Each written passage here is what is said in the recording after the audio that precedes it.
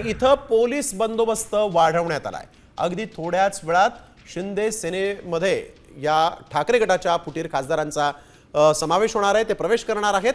त्यामुळे या ठिकाणी आपण बघतोय वायबी चव्हाण सेंटरच्या बाहेर बंदोबस्त वाढवण्यात आलेला आहे। इथं एखादा अनुचित प्रकार घडू नये म्हणून पोलिसांनी, कायदा सुव्यवस्थेचा प्रश्न निर्माण होऊ नये म्हणून पोलिसांनी वायबी चव्हाण सेंटर बाहेर बंदोबस्तात वाढ केलेली आहे। एकीकडे आपण बघतोय शिवालयामध्ये देखील वाढ झालेली आहे, शिवालयामधल्या बंदोबस्तात वाढ झालेली आहे, तर दुसरीकडे वायबी चव्हाण सेंटर बाहेर देखील वाढ झाल्याचं पाहायला मिळतं। इथेच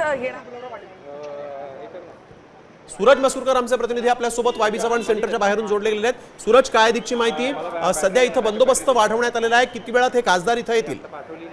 निश्चित मिळेल, अगदी थोड्या वेळातच नंदनवनवरून जे सर्व फुटीर खासदार जे आहेत ते उपमुख्यमंत्री एकनाथ शिंदे यांच्यासोबत वायबी चव्हाण या ठिकाणी दाखल होतील। तत्पूर्वी जर का पाहायला गेलं तर ठाकरे गटाने जो इशारा दिलेला आहे की आम्ही ऑपरेशन तुडवा करू, ज्या अर्थी ठाकरे गटाचे जे कार्यकर्ते आहेत जे आक्रमक झालेले होते, त्यामुळे कुठेतरी मुंबई विमानतळापासूनच या सर्व खासदारांना मोठा पोलीस सुरक्षेमध्ये ते नंदनवनवरती आल्यानं तिकडून आता ते वायबी चव्हाण सेंटर या ठिकाणी पोहोचणार आहेत। आणि आपण पाहतोय की या ठिकाणी मोठ्या प्रमाणात वायबी चव्हाण सेंटर बाहेर अगदी मोठ्या प्रमाणात पोलिसांनी चोख बंदोबस्त जो आहे तो केलेला आहे। कोणतीही अनुचित घटना घडू नये किंवा खासदारांना कुठल्याही काही होऊ नये यासाठी मोठ्या प्रमाणात पोलिसांनी चोख बंदोबस्त लावलेला आहे। वायबी चव्हाण सेंटरवर अक्षरशः छावणीचं स्वरूप जे आहे ते या ठिकाणी आलेलं आहे। आता सध्या सर्व खासदार जे आहेत ते नंदनवनवरती उपमुख्यमंत्री एकनाथ शिंदे यांच्या उपस्थित त्या ठिकाणी चर्चा करत आहेत। पुढची रणनीती नेमकी कशी? बिलकुल, आणि त्यामुळे आता आपण बघतोय इथं कुठलाही अनुचित प्रकार घडू नये म्हणूनच पोलिसांनी बंदोबस्तात वाढ केलेली आहे। वायबी चव्हाण सेंटरच्या बाहेर आपण बघतोय पोलीस बंदोबस्त वाढवण्यात आलेला आहे।